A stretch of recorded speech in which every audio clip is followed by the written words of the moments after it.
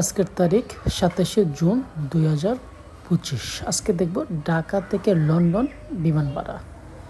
তো ২৭শে জুন হওয়াতে আমরা 10 দিন পিছিয়ে ৭ জুলাই ওয়ান ওয়ে। প্রথমে আমরা ওয়ান ওয়ে চেক করবো, পরবর্তীতে আমরা রাউন্ড ওয়ে চেক করব।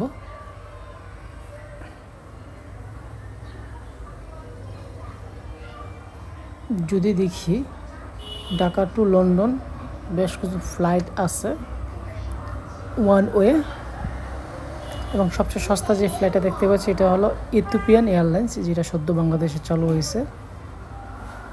৬১,৮০০ টাকা, যেটা আপনাকে 23 ঘন্টা 10 মিনিট জার্নি করতে হবে। এটা হবে ঢাকা থেকে ইথিওপিয়া এডিরিয়াস, তাদের এয়ারপোর্ট। ওইখান থেকে 4 ঘন্টা 25 মিনিট আপনাকে লে ওভার করে আপনি চলে যাবেন এডিরিয়াস থেকে লন্ডন, যেটা 8 ঘন্টা সময় লাগবে।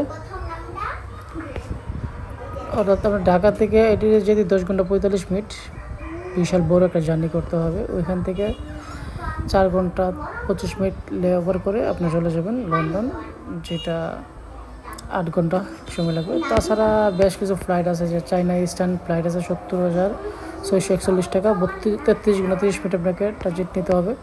গালফ এয়ার আছে একটা স্টপেজ ৭৩,৯৬৩ টাকা। তুর্কিশ এয়ারলাইন্স ৮০,২০০, যেটা একটা স্টপেজ আছে, যেটা আপনাকে ইস্তাম্বুল নিতে হবে। সবচেয়ে ফাস্টেস্ট যেটা ফ্লাইট দেখি তাহলে ইমারত এয়ারলাইন্স, যেটা ৩৭,৫৭০ টাকা। তাছাড়া বেশ কিছু ফ্লাইট আছে।